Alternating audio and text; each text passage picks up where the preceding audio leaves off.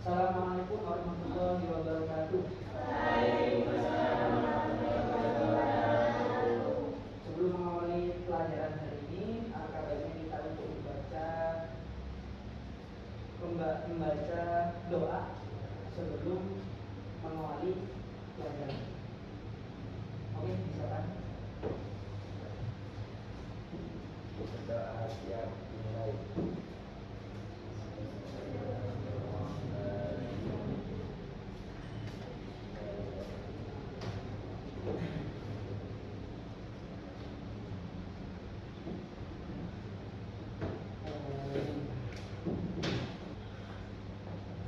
Oke, pada pertemuan terakhir kemarin kita mengetahui, ya, masih ingat ya, bagaimana struktur, bagaimana cara menulis dari sebuah teks biografi. Hari ini kita akan melakukan praktek atau pembuatan teks biografi secara utuh dan benar, ya. Menggunakan apa? Menggunakan tokoh yang akan kalian cari sendiri. Kalian menentukan tokoh yang ingin kalian tulis, kemudian kalian tulis dalam sebuah kertas.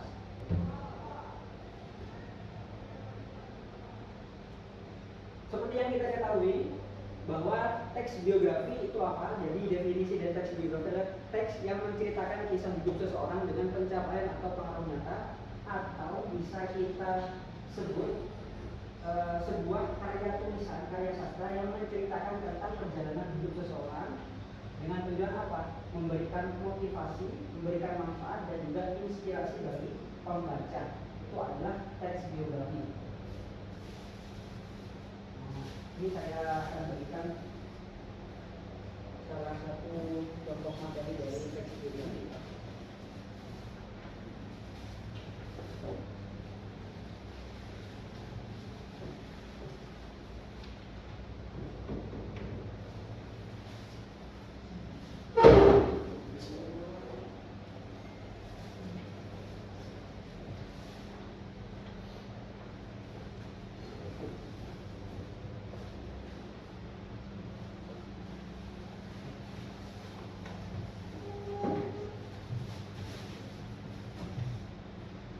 Jadi teks biografi bisa dikatakan sebuah kisah yang menceritakan tentang seseorang atau seorang tokoh yang memiliki pengalaman atau peristiwa yang dapat kita ambil hikmahnya atau kita ambil amanahnya.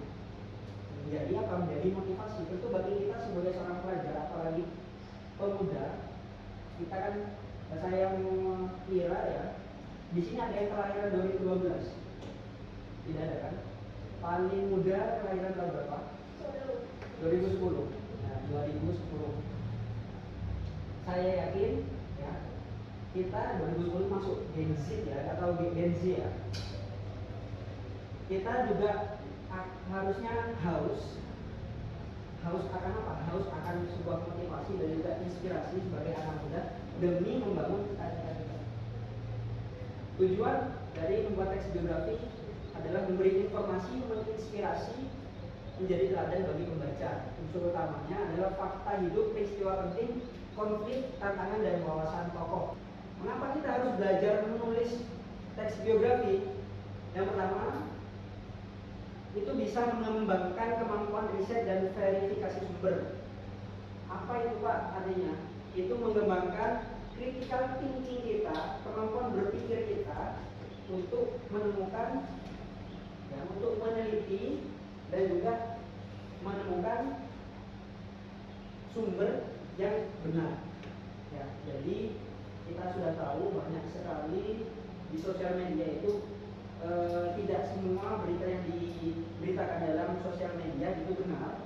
Ya, akan tetapi kita harus memilah, atau istilahnya adalah tabayun. Tabayun atau memilah itu apa? Memilih berita yang benar.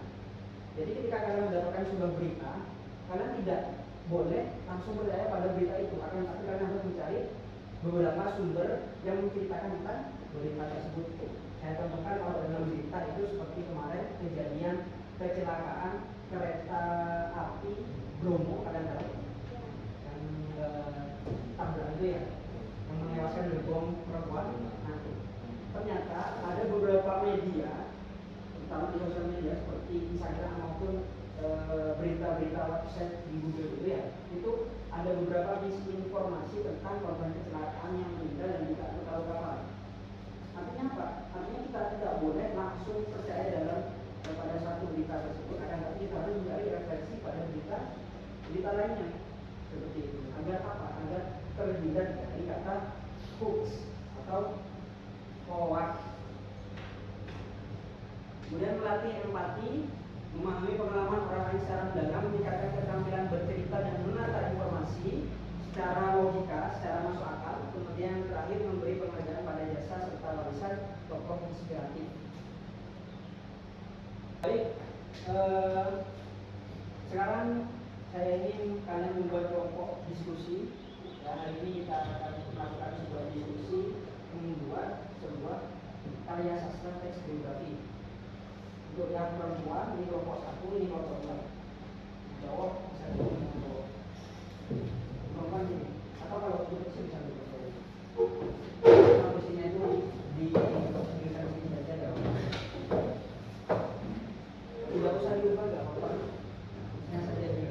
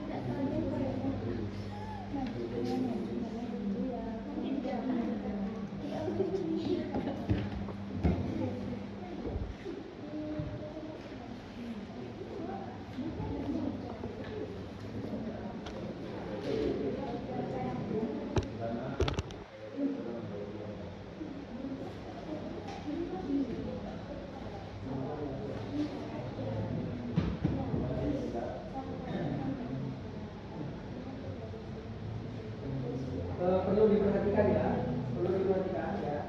dalam membuat teks biografi ya, usahakan data yang kalian cari dari seorang tokoh yang ingin kalian tulis itu harus sesuai dengan fakta. Tidak boleh mengarang sendiri ya. Tidak boleh mengarang sendiri.